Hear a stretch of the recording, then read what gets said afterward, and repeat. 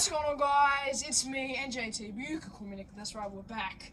We're doing another video, and take a look around the place, guys. This brings back a lot of nostalgia for me. This was where I used to film my old videos back when, back when I was, like, back in 2017, a little bit in 2018, when I used to do, like, my reviews and stuff. And I think in 2019 too, I did a few videos down here. So yeah, this is one of the most nostalgic places. This was where I first started my video. It has changed a lot down here. You guys probably won't be able to notice it, but I don't know. I think you guys. I don't know if you guys. I don't know if you guys see anything change that has changed a little bit. You know, I don't know, but no, I don't think anything too major has changed. A few things have, but you guys won't be able to notice it. So yeah, we're back down here. We're back down here downstairs. We're not back up in the computer room where I always do my videos, but we're down here. Also, sorry about the mic. If it's a little bit different. If it's different, too bad. You guys have to deal with that. So today's going to be a bit of a longer video, as you guys know by the title. This is going to be. I haven't done a review in a long time. This isn't a review, but it's a review. If you guys get what I'm saying. So yeah, we're going to be doing FNAF, Five Nights at Freddy's, Fazbear Frights, #1, Into the Pit. Sorry, it's all opposite. I can't help that. That's not under my control. It's just the camera. So yeah, that's just gonna be like that. So yeah, Fazbear Frights, Into the Pit. I read the book. I've read the whole book. Yes, I'm a bit late on reviewing this, but that's how it's gonna go. So yeah, we're making a. Excuse me. We're doing a new series. Five Nights at Freddy's, Fazbear Frights, book reviews. So book review. Yeah, that's what we're gonna be doing now, guys. So yeah, Fazbear Frights. I read the whole book today. Well, not the whole book today, but I read Into the Pit, the first story, last week, and I read To Be Beautiful yesterday, and I read Counting the Ways today. So, I'm going to be talking about each individual story, today, like in this video, and I'm going to be telling you guys all about the story. I'm not going to be reading it to you. I'm just going to be telling you what happened. So I'm going to be telling you guys about that, and I'm going to be, giving my thoughts and theories, and connections to the games, and also, Fetch. Fetch is the new book that's coming. Fetch, this one here. I've ordered it online, so I will be getting it soon. When I get it, I'm going to read it. I'm going to not read it all in one day, but I'm going to read it for the course of 3 days, and then I'm going to review it for you guys. Yeah. Also, please don't say I'm a copycat of someone. I'm not mentioning the name, because you guys all know who he is, if you guys actually know him. He's my favorite YouTuber. Don't say I'm a copycat, okay? Don't say I'm copying his videos. Okay, I might be just a little bit, but I'm not. Okay, listen guys, the reason I'm doing this, I wouldn't have been doing this, because I need to do daily uploads, and I'm on a good streak, because I was running out of video ideas. I came back somehow, and I'm back now. I'm back doing, daily uploads. I want to try and get, like, daily uploads out for you guys every day, but I'm not 100% sure, because tomorrow, we're probably going to be doing another Tattletale video. So yeah, okay, before we full on start the video, I just want to say, at the start, what we're gonna do is, I'm not gonna put up the time things here because I'm not a very good, editor. I'm not an editor. So we're going to be putting, there's gonna be, like, 3/3 to this, like, 3/3 to this, video. So there's going to be the first part, or like five thirds, whatever, anything. So the first part of this video, we're going to be talking about, I'm just going to tell you guys what's going on for the first 5 minutes. I'm just going to be rambling on about crap which you guys don't need to know. And so then the next, for about like 5 to 10 minutes, I'm going to read, well, not read, but I'm going to tell you Into the Pit, that story. Then I'm going to do theories and discussion on that after for another 5 or 10 minutes. And then I'm going to tell you guys about To Be Beautiful. Then I think you guys get it. And then at the end, there's also this other thing in the book, and we're going to talk about stuff. So now it's 5-minute mark. We're going to start reading Into the Pit. So Into the Pit. Yeah. So Into the Pit. Here we go. Let's go. So if you guys are wondering, just want to mention, the cover of each book that says Into the Pit, that's the main story. That's the main story of the book. So, and that's the first story too. The main story and the first story is the cover and the title of the book here. So yeah, it's opposite for you guys though. So, Fazbear, Frights, Final Fantasy Freddy's, Into the Pit. Let's go.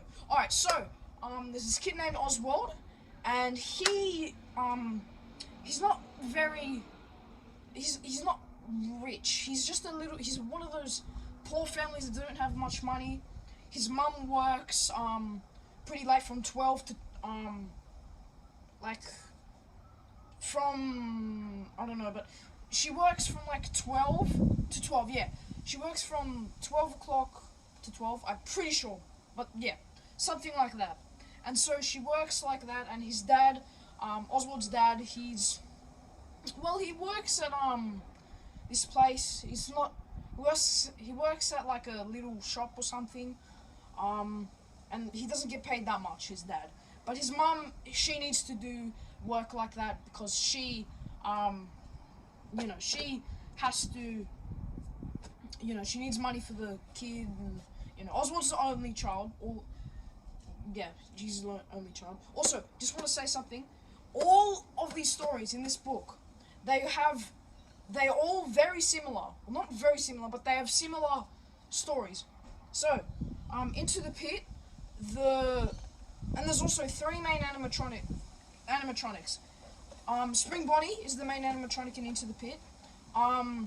Eleanor, you guys will know about her later, is the main animatronic in To Be Beautiful, and Funtime Freddy is the main animatronic in Count the Ways. And in each story, all of these characters are a little bit poor. They're not the richest of families, and they all they're all lone childs, I'm pretty sure, and they all have one wish. So yeah, and these are all based around the school holidays, pretty much. So yeah, just want to let you guys know. Now, let's go. So, yeah, I told you guys about Oswald's family and his parents and everything. He's poor. He's not poor, but you get it. So, Oswald has to, it's his summer. It's summer holidays. And his friend Ben, they were really good, really good friends. Ben has left, so Ben's gone for a while. He's gone to, a really nice place, he's just gone to a really nice place. And so Oswald misses him, and he has the most boring summer. It's really boring. All he does is he goes to Jeff's Pizza, gets a pizza, and then he goes to the library. But his book that he wants is never there. So yeah, he's got a pretty boring summer. He really wants to do something that will be a little bit cooler, but he has no other choice. So, one day, he goes to Jeff's Pizza, and he orders one cheese slice, I think they are, pepperoni slice, I don't know, something like that, and a little, some soda. And so, he's eating, and then he sees this ball pit, and it's, the ball pit says out of order, and it had tape saying out of order. And Oswald thinks, let's go check this out. Also, no one goes to Jeff's Pizza. Jeff's Pizza is just a little business that no one really goes. The only person that works there is Jeff. He has a mustache, obviously. He's bald. His eyes are red as. And he has tomato sauce stains over his apron. And yeah, so then Oswald, obviously, he goes into the ball pit. And he said he was gonna hide from his dad. So he goes in the ball pit. He's hiding from his dad because he wanted to scare him, because his dad always picks him up, obviously. And so then Oswald jumps out of the ball pit. Out of the ball pit. Well, he looks around. There's other kids in the ball pit with him. Other little kids that are in the ball pit with him. And he had taken off his shoes. He got out of the ball pit, and his shoes weren't there. His shoes were gone.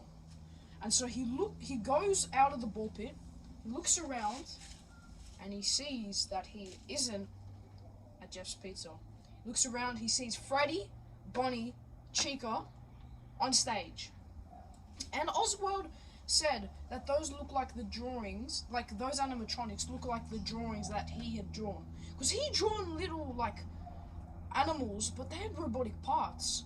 So it's a little bit weird how we, like, the animatronics in FNAF, they have endoskeletons, and he drew animals with, like, robotic parts. It's weird. And so, yeah, he's in Freddy Fazbear's Pizza, he realizes. And Freddy Fazbear's Pizza was there before Jeff's Pizza. So Jeff's Pizza came after Freddy Fazbear's Pizza, if you guys will. So, yeah.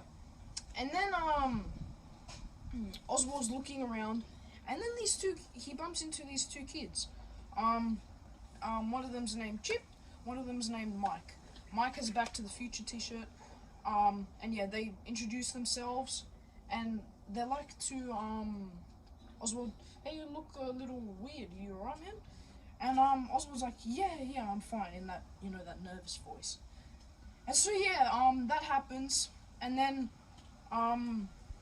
Mike and Chip, go off, do their little stuff.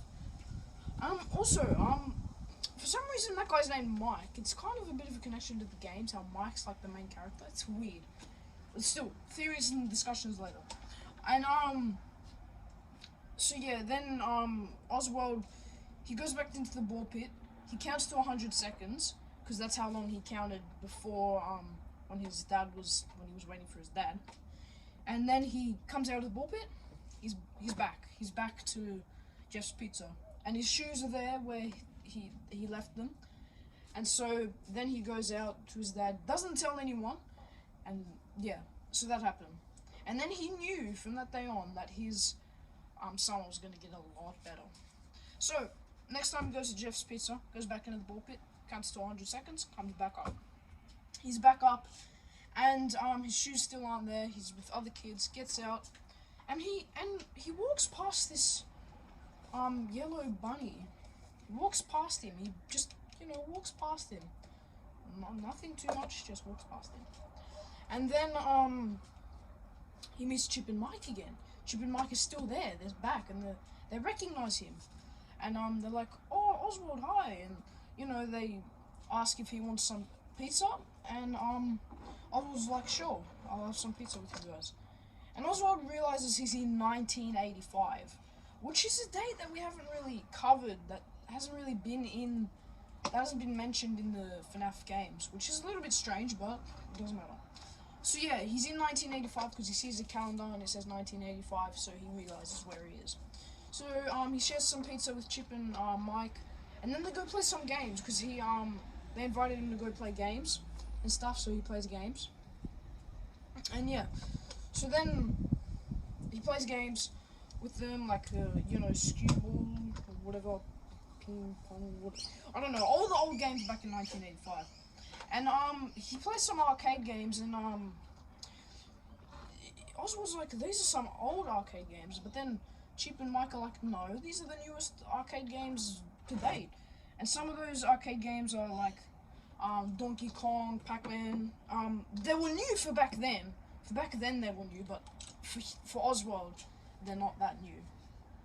So then he says bye to Chip and Mike because they had a bit of fun, and he goes back into the ball pit. And then, that happens, he goes back in the next day, and he meets Chip and Mike there again, because for some reason, time changes in 1985, but in the present, where Oswald comes from, time doesn't change. It's really weird. And so Oswald comes back up, and then, he goes back into the ball pit, comes back up, and then he meets Chip and Mike. They do their stuff, eat pizza,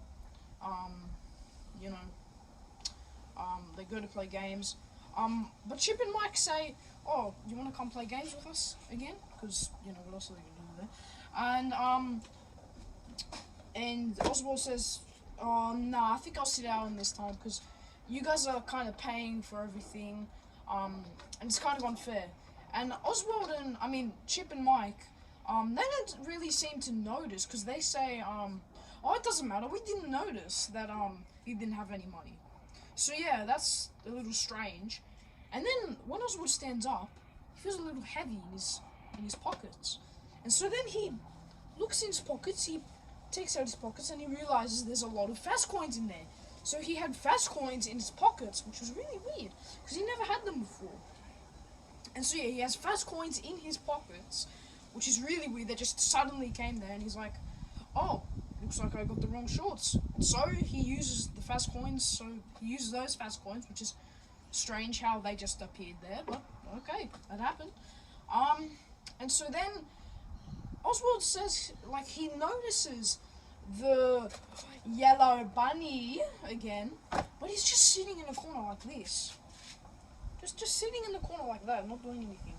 Just sitting there doing nothing, which is really weird. Oswald said he was going to tell Chip and Mike, but he decided not to, because, you know. But the thing is, pay attention to this, guys. Pay attention. Oswald is the only one who seems to notice Spring Bonnie there. No one else notices Spring Bonnie. It's just an Oswald. No one else seems to be looking at him. Just Oswald notices, which is really weird. And so then, Chip and Mike, they're in like this booth or whatever, and they're talking and stuff. And then, they're talking about favorite movies. They ask what, Oswald's favorite movie is. He says E.T., because he was trying to think of old movies. And then they're like, oh, that's like 3 years ago, man, come on. You need to catch up on your movies. And, yeah, but then in Oswald's head, Oswald thinks, yeah, it's pretty ironic how Mike's wearing a Back to the Future shirt, and I'm a time traveler, which I like that bit. That bit cracked me up. That was funny. And so yeah, that's what he said in his mind. He didn't say it out loud. So he goes back into the ball pit, and he comes back up. You get it. So yeah, he goes, does his stuff, goes back into the ball pit the next day, comes back up, and then, sorry, I was startled.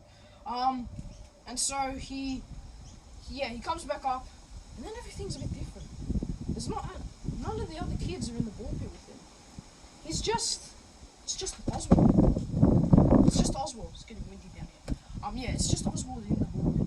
Then he hears kids screaming, crying, mothers and fathers holding their kids, running out of the pizzeria. Oswald calls Chip, Mike, you guys there? But no response. Everyone's just running out of the pizzeria, which is really strange and really odd.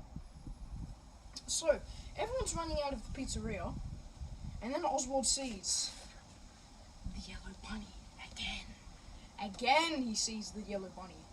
And then the yellow bunny's like this to him. He doesn't say anything, he just lures him. What does Oswald do? He follows him like a dumbass. So the dumbass Oswald follows the Spring Bonnie, or Spring Bonnie, that's what we're gonna call him.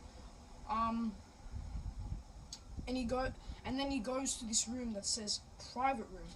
He opens the door, the bunny, obviously, and he goes in, and then Oswald follows, and then there's another hallway, which is weird because the private room in FNAF is a room where Afton, William, used to take the kids and kill them. But for some reason, there's a hallway, but I don't know, there's a hallway this time. So they go down the hallway and there's another room that says private party room.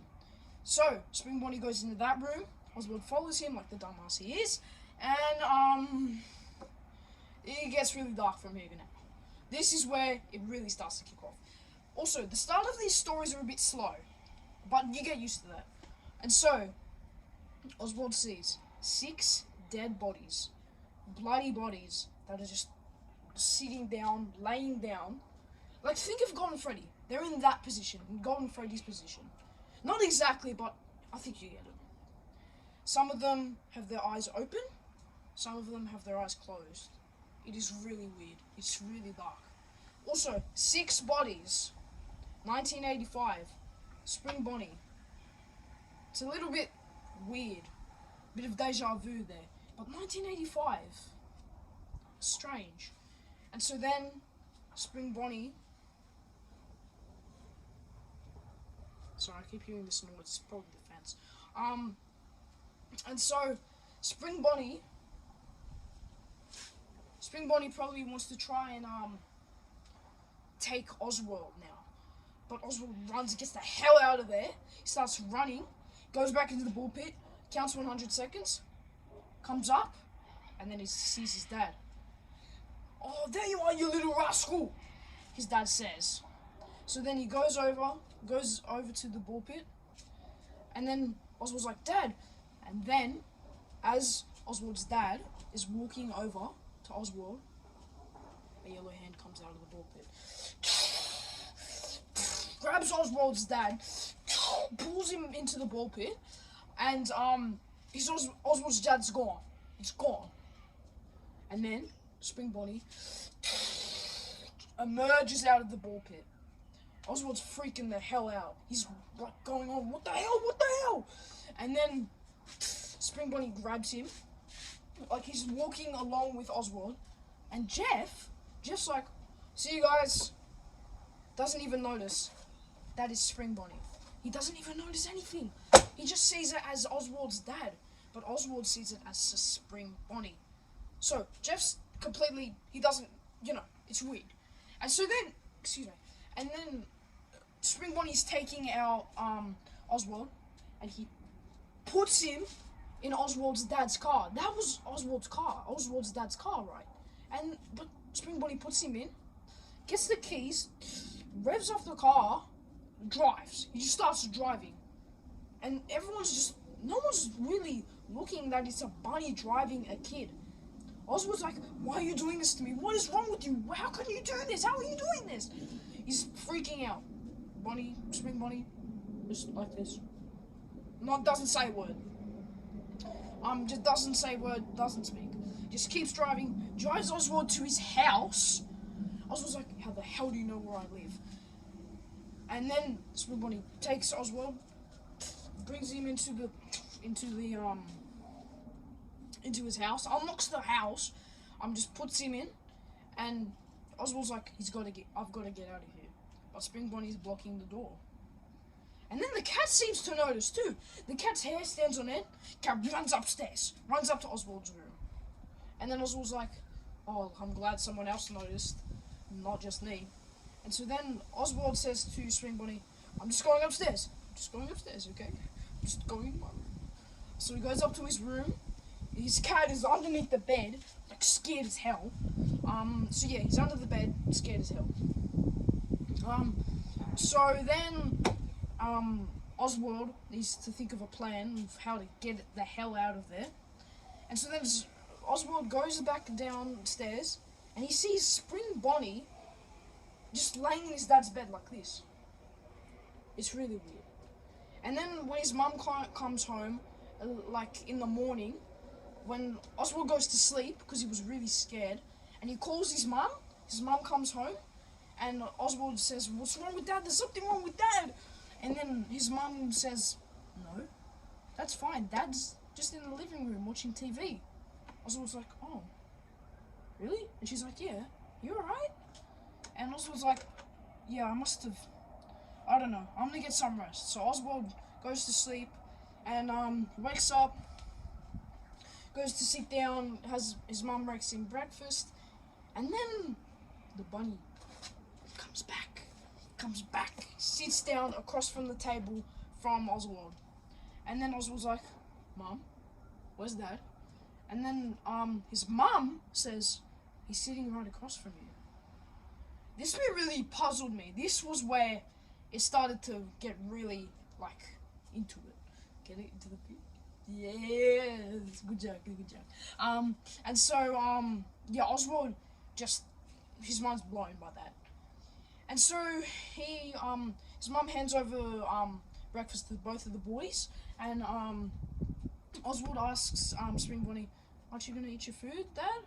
Because then Oswald said he's going to try and deal with it. He's going to pretend that's his dad. He's going to play along. And so Oswald said he's going to walk to school So he walks to school instead of being driven there. Also, sorry I don't have pictures pictures that are coming up and everything, because I'm not a good editor. So yeah. And so Oswald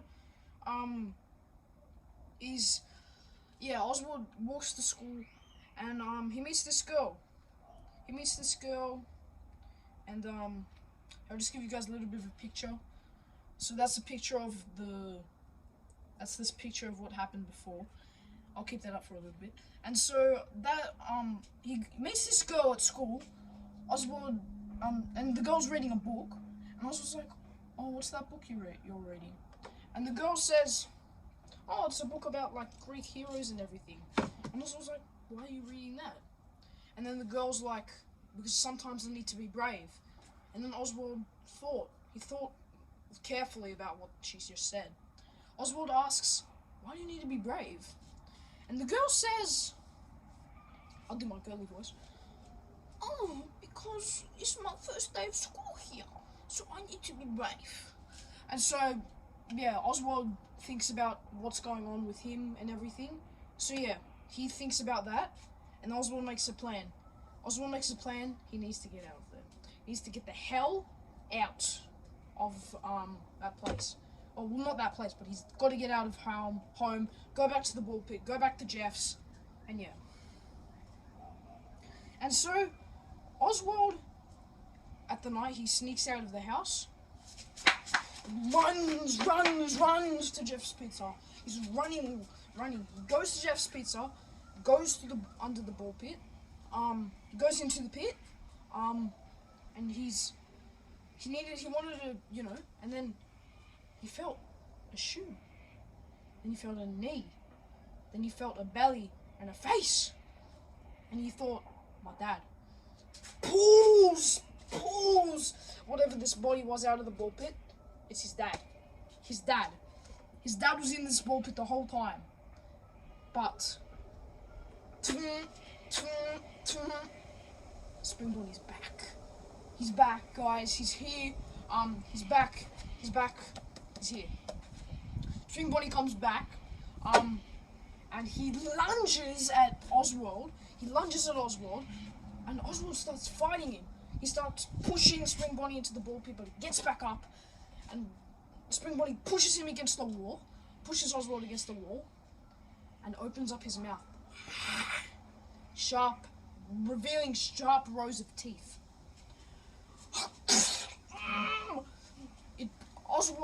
Oswald's hand gets bitten by Spring Bonnie, and then Oswald punches Spring Bonnie again to get him out of his way, and then he's got a bite mark here on his hand, starts bleeding and everything, and then Spring Bonnie gets stuck in like these ropes that are on the ball pit.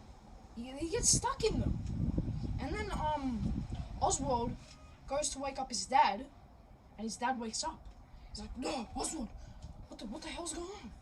And Oswald's like, "Oh, I tried to scare you, and I was in the ball pit this whole time." So Oswald had to make up a lie because, it would just, his dad wouldn't believe him. So he made up that lie, excuse me, and he said sorry, and his dad's like, "Well, at least you said sorry. I'm glad you said sorry, son." And they make up, and Oswald's dad is like, "The hell's that?" Oswald turns around and he sees that Spring Bonnie's been hanged. Spring Bonnie literally hanged himself somehow. So he's just hanging there, but this time his eyes are gone, and it's a bit more the suit's a bit more decayed. It doesn't have like these eyes. It's empty. It doesn't have eyes anymore. It's empty as. And so, and then Oswald told the truth and said, "I don't know." And I'll read the final, and at the end of each story, I'm going to read the final page. Dad looked at him with an expression that seemed both pleased and surprised. "Same here, kiddo." He ruffled Oswald's hair. "But you do have terrible taste in science fiction movies." "Oh yeah?" Oswald said, smiling. "Well, you have terrible taste in music, and you like boring ice cream." Together, they opened the door into the fresh night air. Behind them, Jeff called, "Hey, kid!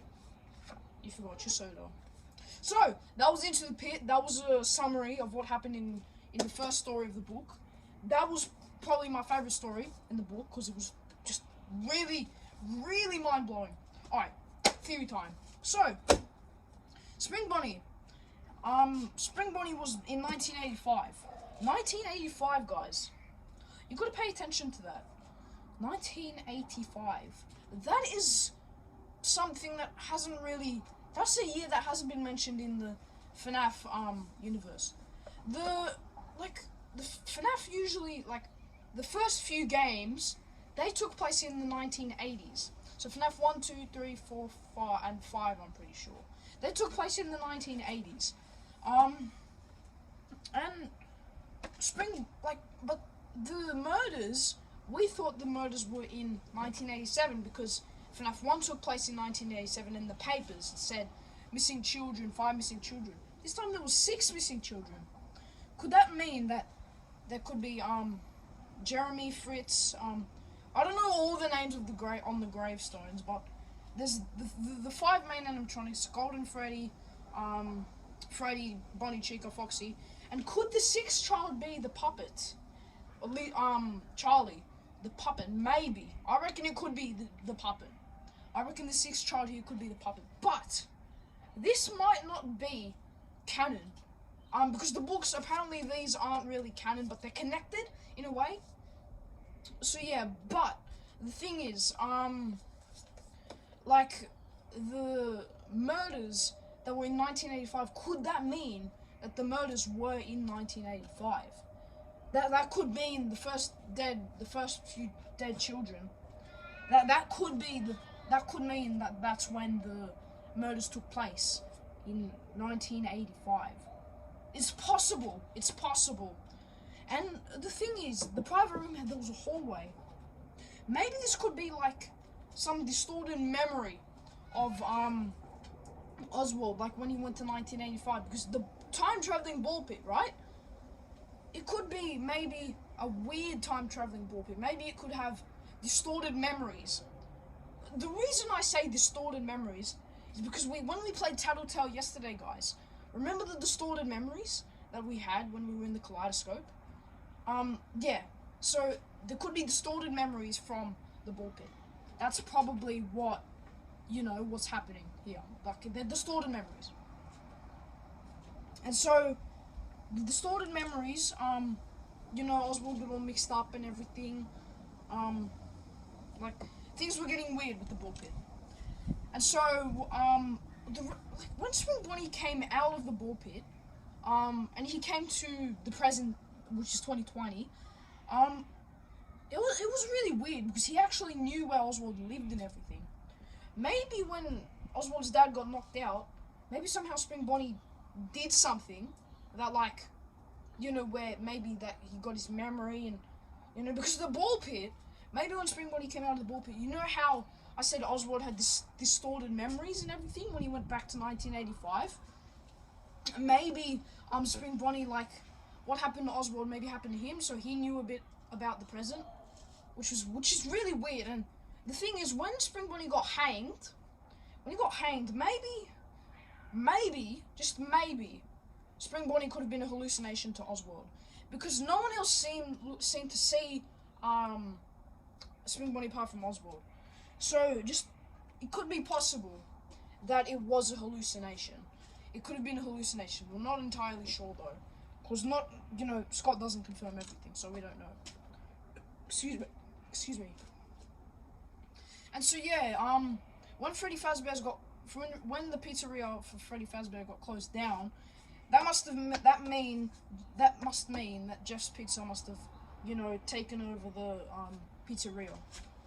And when the murders happened, that's 1985 could be when the pizzeria closed down. Where it could be when the pizzeria could have closed down in 1985, but still, there's still a lot of plot holes to Into the Pit. There's a lot of plot holes to this particular story. But I really enjoyed this story. That Into the Pit was my favorite out of the 3. I really enjoyed Into the Pit. It was great. I loved it. So yeah, it was a really weird story. So I reckon reckon it wasn't Afton who was in the suit. He probably was, but he probably wasn't because of like at the end how the Spring Bunny got hanged. Maybe, just maybe, because Spring Bunny came into the future, or for him, maybe he started like decaying a bit more because like he went into the future and that's why the suit was a bit decayed when he got hanged. I don't know, something maybe. Just I don't know. It was weird. Maybe the Spring Bunny suit could have been like controlled or something. Like it could have been a robot, an animatronic. But we don't know. We don't know. That's what's cool about Five Nights at Freddy's. We don't know. All right. Next story. The next story is this is a really good one. I like this story too. Next story of Into the Pit is. Let me just get it up. To be beautiful. Yes, it's backwards, but you guys can do it. To be beautiful. Next story in the book. All right. So to be beautiful, we start off with this girl whose name is Sarah, and Sarah is is Sarah. Sarah's just a girl. She calls herself fat and flat, which is a weird way to describe herself. And so yeah, she's fat and flat. Because she thinks she's. Here, I'll show you what she looks like. I'll show you what Sarah looks like. So Sarah looks like this. This is what Sarah looks like. That's Sarah right there. She looks a bit chubby, you know. She has a bit of a big nose, and she doesn't really like that. And so when she goes to school, there's these people that are called the Beautifuls, which are like those are the people that Sarah, like, you know, they're the popular girls of school. They have boyfriends, you know, they're rich and everything. Sarah has a friend that's named Abby. She's known her Sarah has known Abby for all her, like, since kindergarten. And yeah, so that's who Abby is. Yeah. And so whenever the thing is, when Sarah looks at someone, the first thing she sees in someone, the first thing she pays attention to is the way they look, is their face and like how they look, how nice they look. That's like their beauty. Sarah's really wants to be more beautiful, as the story is called, to be beautiful. So yeah, Sarah wants to be a beautiful person. She wants to be like the Beautifuls. She wants to hang out with them and be something like that. So, someone popular in school. No one really notices her in school apart from Abby. Abby's the only one who really notices her. And she bumps into she's pretty clumsy. She bumps into this this person that she likes. This boy, I forget his name. I'll find him in the book. I'll find his name and I'll tell you guys what he is. So bumps into her. She bumps into him, and yeah. So then she one day she decides to sit near the Beautifuls. Like, so there's a table, and then she sits across from them, a little bit far away from them, on the same table, and they totally ignore her. They don't even see her. They just do their own business, and excuse me. You know, the Beautifuls, they don't even care about Sarah. So, Sarah is going home from school, just walking, and she sees this scrapyard, and the scrapyard is, like, you know, scrapped car, like, there's this one thing that Sarah notices. It's, like a scrapped up car, like a rusted old car, and, she walks over and she sees like this white hand sticking out of the car, and so she goes over to the white hand or whatever it is, and so she opens up the boot and she sees this really thin figure. She says it's beautiful. She really likes what she's seeing, and she sees this. This is what she's seeing, guys. That thing there.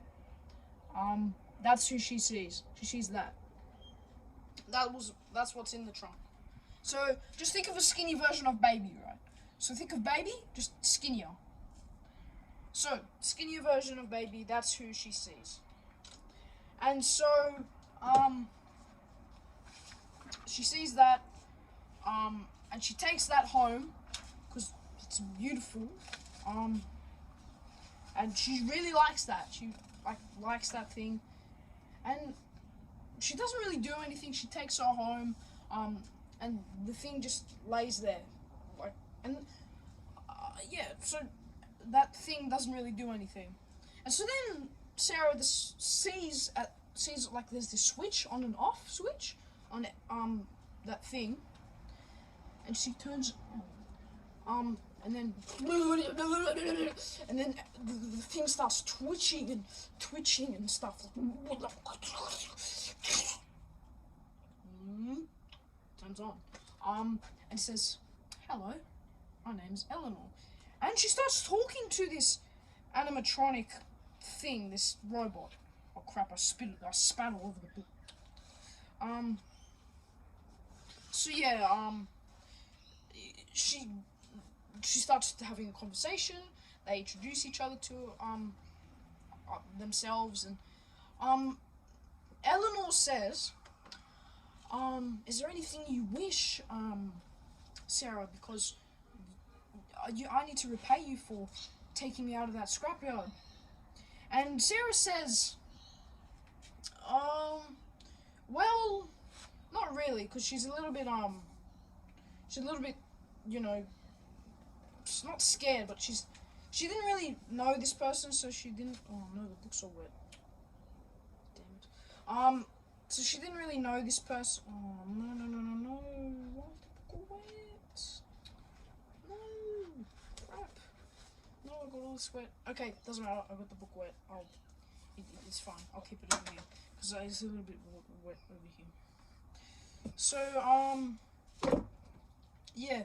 Eleanor, says, "Come on, there must be something that you want." And then Sarah says, "I want to be beautiful." Of course, she says that because, you know, she's Sarah. She wants to be beautiful. So Eleanor, tells Sarah, "I can make your wish come true if you do what I say." Eleanor gives Sarah this, like, heart-shaped necklace. Like silver, has a heart in the middle of it.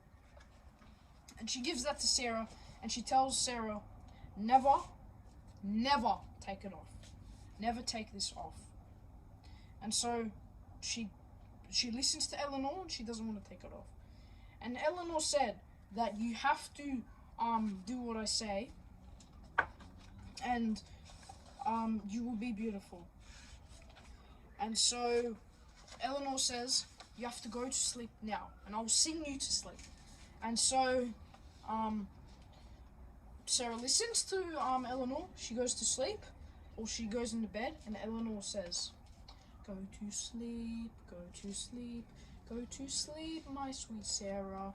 When you wake, all your dreams will come true." Beautiful singing by me. So Eleanor sings Sarah to sleep. Sarah actually goes to sleep, which is cool. And so yeah, Sarah goes to sleep, wakes up. She realizes that her fingernails, they're a bit nicer, and they're a bit they're painted and everything, which is really cool. You know, that girly stuff. And yes, she's been more beautiful today. She hugs Eleanor and says, thank you, but Eleanor's just nocturnal. She only comes out at night, so she's just like this, doing nothing. And so Sarah goes to school, and excuse me. And so she goes to school, and she's in the bathroom, right? And then one of the beautifuls says, "Oh, I like your nails. And Sarah's like, "Oh wow, I've been noticed by one of the beautifuls," and she really liked what happened that day. And so nothing else too much happened. And so then Sarah goes back home. She says Eleanor's awake again, and she tells Eleanor, "I'm not gonna go to sleep straight away this time because I have to do homework and I have dinner and all that." So Eleanor says, "All right, that's fine." And then Eleanor reminds Sarah, never take it off. Never take the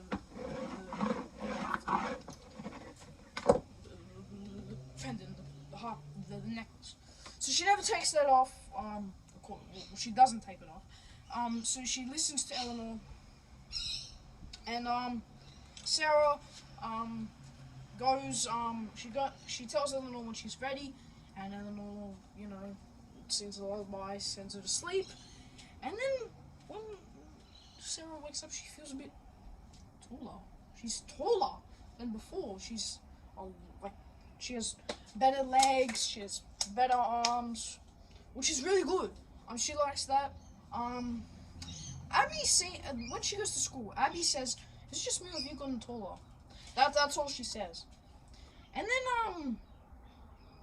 then she bumps back into, oh crap, what was his name? She bumps back into that boy that she likes, and yeah, she bumped into him again, and yeah, bumps into the boy, and he says, "Oh, it's alright, it's fine." He's not like how he was before. He acts a little bit different now that she's a bit more prettier. And Mason, his name's Mason Blair.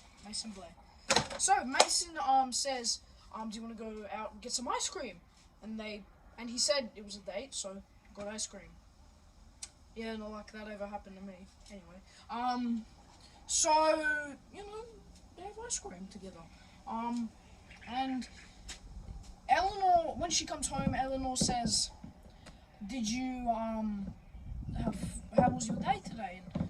And Sarah says, "Oh, it was really good. It was great." And she hugs Eleanor, kisses Eleanor on the cheek, which was weird. So she hugs Eleanor, but when Eleanor hugs Sarah, Sarah feels a bit of fear. She feels a bit of fear, which is weird. But she felt fear. So then, after that fear thing, it was a little bit of fear, it wasn't too much. And so then she told Eleanor, I need one more thing from you. I want my face to be more beautiful. I have a skinny nose, a big nose. I just want a full makeover on my face. Eleanor's like, "Are you sure about this?" And Sarah's like, "Yeah, sure."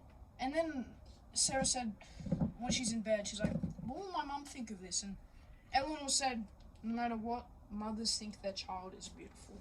Which was a nice thing for Eleanor to say. Eleanor's nice. She's nice, Eleanor. She's a really nice person. And so then she sings lullaby, go to sleep, and so she wakes up. She gets a good shock, the good type of shock. Her face is beautiful. So she is beautiful now. She's fully beautiful, and her mum doesn't seem to notice. And when she goes to school, everyone's looking at her now. Everyone's like, "Ooh," the whistle. I can't do it. Everyone's just staring at her like this, because they're looking at her. She's nice, and apparently her things are gonna be bigger. You know what I'm talking about. I'm not gonna say it, but they got bigger apparently. And Sarah said, "Oh, I need to get bigger bras," which we're not gonna go into that anymore. And so Sarah, she's really happy with what's going on. Mason said, "Let's go to get some pizza and go to the movies on Saturday." When the Beautifuls asked for her to sit down with her, the Beautiful said to meet up with them on Sunday. It's going really well for Sarah. And she still hasn't taken the pendant off, of course. And so she goes to Eleanor and says, "Eleanor, thank you. You're the best," and everything. And then Eleanor's like, "Tell me about your day." She tells Eleanor about Mason, but then Eleanor's like this. Was the boy handsome? Was the boy nice? Sarah? Which was a bit of a weird question to ask, but okay. What do you expect? This is a weird, creepy animatronic. And so, Sarah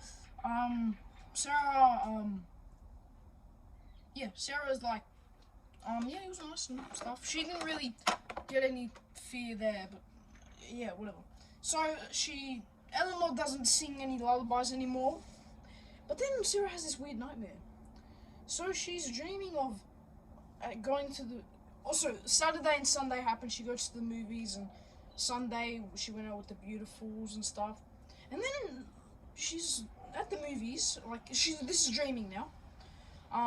She's dreaming. She holds hands. Like she's at the movies with Mason.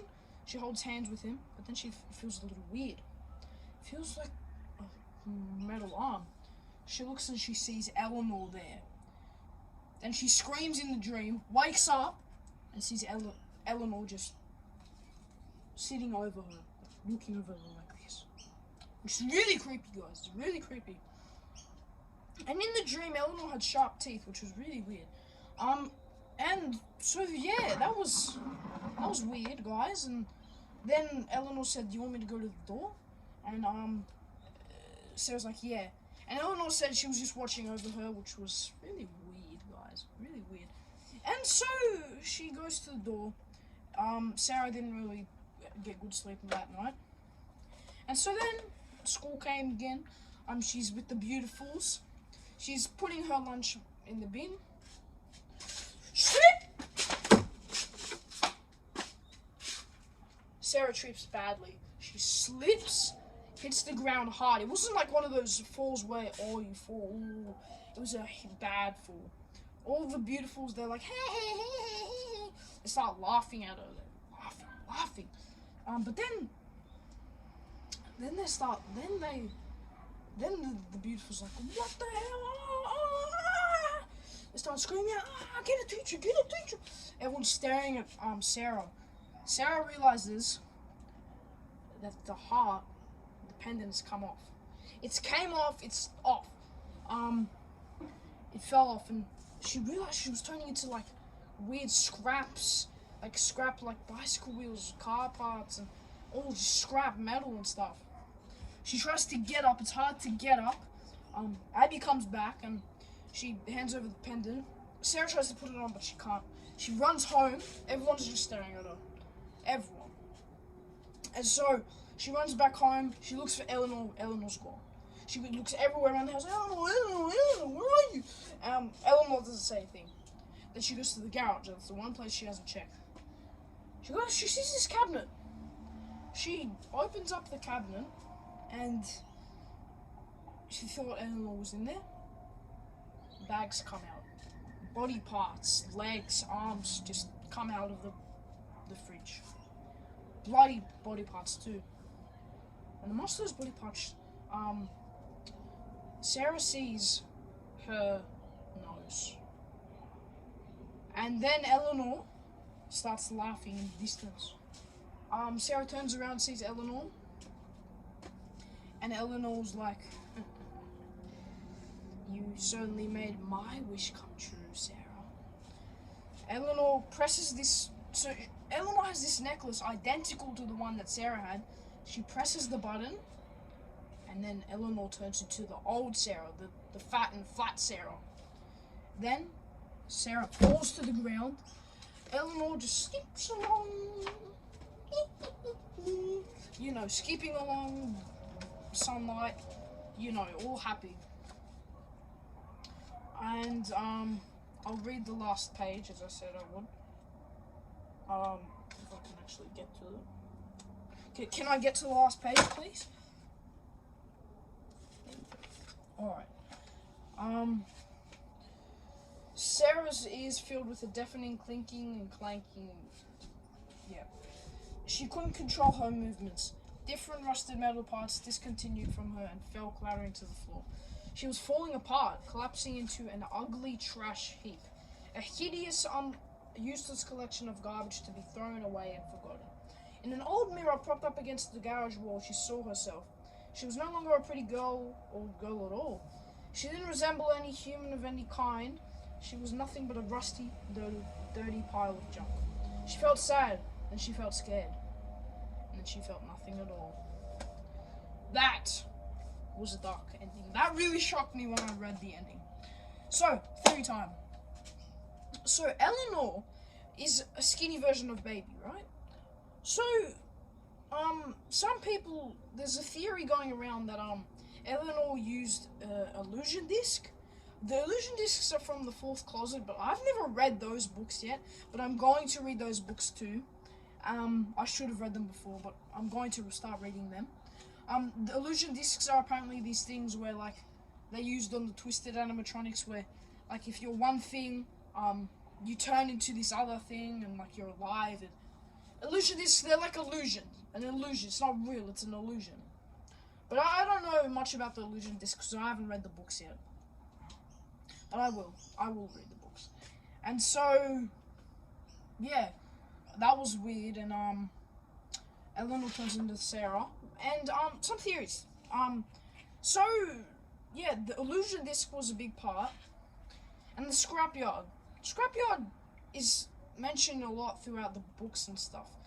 It's probably the same scrapyard that's in the other books, like the Silver Eyes and the Twisted ones and all that. I haven't read those books, but I know a bit about them. So yeah, I reckon that's the scrapyard. That's where the scrapyard is and stuff. So, and Eleanor, I think, isn't there like a? I'm not 100% sure if this is true. Correct me in the comments. Isn't there like another, like an anime version of Baby in the books? I don't know. There's like this anime version of Baby in the books. I don't know. I've just seen pictures of them everywhere. And so yeah, that was a weird story. It was a really big shock to me, the ending. So yeah. Alright. Final story of the book. Count the Ways. Count the Ways. I'm not going to talk too much about this bit because I'm not interested. I really didn't like the story. It's not interesting at all. I'm sorry guys, but I really did not like Count the Ways. It was probably one of the most boring stories. I'm sorry, but it's my opinion, guys. We all have different opinions. It was very boring. Very boring. I'll just tell you guys a little bit of the story because I'm not going to go into full detail. I didn't really enjoy this story. So, there's this girl, her name's, forget her name because that's how boring the story was. Millie. Millie, she's a bit depressed. She doesn't really want to live anymore. She's just, you know, and she, at school, she lives with her grandpa because her mom and dad are doing this job thing that's like, they had to do it for a year. And so, Millie, like, she meets this boy. She meets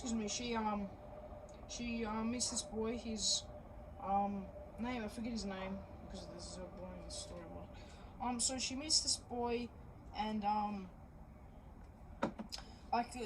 you know, she likes this boy, and yeah, and then she it's like this Christmas party at school, and she sees the boy with this other girl. She gets a little angry at him, you know, dumps him, doesn't dump him. He kind of cheated on her. And yeah, so that happens. Then it comes to Christmas. It's Christmas time. This is based around Christmas time. And Millie, she gets she doesn't want to celebrate Christmas because she's one of those goth girls, you know. And she finds this. She goes into her grandpa's garage, and she finds Funtime Freddy in there. She doesn't mention Funtime Freddy, but we know it's Funtime Freddy. So she goes into Funtime Freddy because she wanted to hide because she didn't want to spend time with Christmas with her cousins and everything. And so this is what it looks like inside Funtime Freddy, like that. She's stuck in Funtime Freddy. Funtime Freddy starts talking about all the ways that he can kill her, because Funtime Freddy's been listening to what's been going on with Millie. Funtime Freddy's like, oh, I can freeze you to death. I can like impale you to death. I can heat you to death. I can make you starve to death. I can decapitate you to death. All these different ways. Funtime Freddy knows all these different ways about death and everything. It's really weird, and he goes into detail about it. I'm not going to go into detail about the story because I didn't like it. And so then Funtime Freddy, Millie obviously makes a choice. She says the guillotine. So Funtime Freddy gets the guillotine out. Chomp probably kills Millie. We don't know what happened to Millie. It didn't confirm. It didn't say. So we don't know what happened to Millie. She's probably dead. And yeah. I'm honestly not gonna go. I'm not gonna bother talking about this story. I really didn't like it. I did not enjoy this story. I only enjoyed Into the Pit and To Be Beautiful. So, a book review. I'm not bothered to talk about Count the Way. I'm running out of breath here. So, Into the Pit. Did I enjoy this book? Yes, this is probably my favorite book of all time. Apart from Count the Ways was a pretty crap thing about the book. I didn't like that. It was really bland and boring because nothing happened really. It shifted from like the present day to like to memories to the present day. It was really annoying. I did not like that at all. So just don't hate me just because I'm saying that. It's because it was just boring. It was just boring. Nothing happened. But it was the first first Fazbear Fright. So I'm not gonna be too harsh. So yeah, I really enjoyed this book. It was a good book. I rate it 10 out of 10. 9 out of 10. No, I'll rate it a 7 out of 10 because 6 out of 10. 6 out of 10. Only because of Count the Ways. Into the Pit was really good and To Be Beautiful was really good. I can't wait to get Fetch. Fetch is probably a bit of a better part. Apparently Fetch is really good. I've ordered the book. It'll be coming soon. So yeah. Also, sorry if this video is boring, but it probably wasn't. Because I'm probably going to try and edit it. I'm going to try and put things in so it's not boring, so you guys can see visuals and stuff. Excuse me.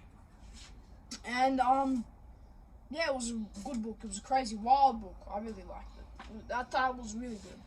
Scott Cawthon and, Ellie Cooper. Good job, guys, as well. Just Count the Ways. You should have improved on that. But, so soon, we're going to do Fetch. Oh yeah, also, before I, end the video, so, there's this thing,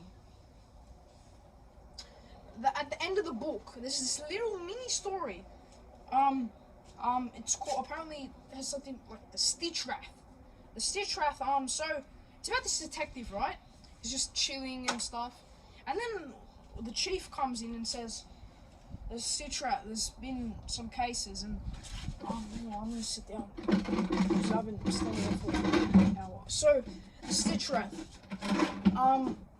The chief starts talking about the Stitchrath, right?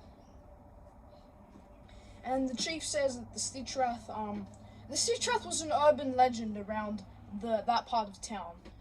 And so, the chief says that the Stitchrath, he has a black coat, like he's one of the, like one of those, anonymous people, like with those coats and everything. I'll try and find a, description of him here.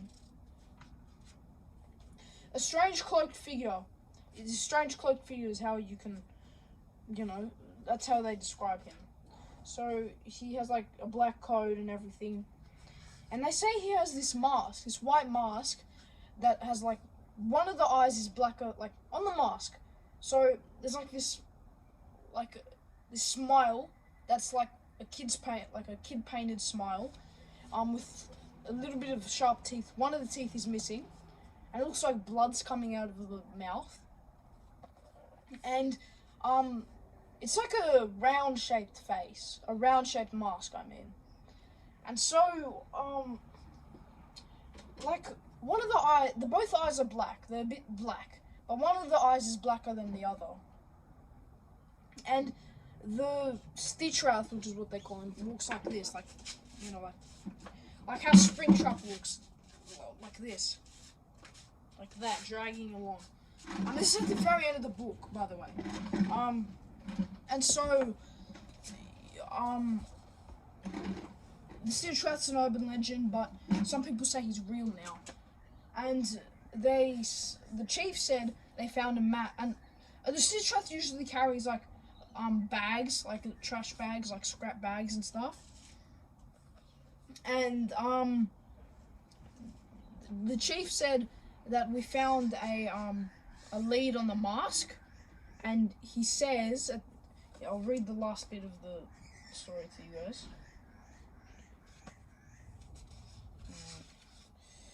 It looks more like a mask. The face was round and its features were drawn onto the curved white surface. Done in thick black marker, the black features looked like a child had made them. Larson deliberately relaxed his shoulders. Larson's the detective, which he realized had been creeping toward his ears. It's a stupid mask, he told himself. Larson looked up at Chief Monahan. A mask? Your guess is as good as mine. Larson looks back at the face. Oh, jeez, a big voice crack, man. Larson looked back at the face. It had dark eyes, and one of them, which looked blackened, and it had a terrifying mouth with a missing tooth and something stuck between the remaining front teeth. Were those blood stains around the mouth? It got a match on it. The chief pressed his thin lips together in what could have been a smile. He liked dropping bombshells. A match on what? This? Larson pointed at the blurred and bizarre face. The chief nodded, and you're not going to believe where we got it from. Freddy Fazbear's Pizza is probably where the mask is coming from. That's what I assume. Maybe the Stitchrath. It could be, maybe it could be Springtrap in disguise, but it could be a whole completely different person. And also, these stories are at the end of each book, so in Fetch, it's going to continue the story, and then the rest of the books is going to continue. And they mentioned Sarah in this book, that she was turning into scrap metal. So they were talking about Sarah, so it is connected to the these stories. So yeah, and apparently the Stitchrath kills people. It could be William Afton, but it could be like a Springtrap William Afton, because he was like limping, sort of. They described him, and he was holding bags. It could be dead children. It probably isn't William Afton, but that's one of my theories. Or the mask, it could be a puppet mask because it's round and white and stuff, but it's not the puppet. It could be a puppet mask though. So yeah, I think that's all I really have to say for the book. It was good. I liked it. So yeah, please if you like and subscribe, guys. I'll see you next time. So yeah, next time we'll be doing Fetch. This is FNAF Fazbear Frights Into the Pit book review, part 1. And then as the other books come out, I'm going to review them to tell you guys about the stories and everything. So yeah, please leave a like and subscribe. See you guys next time.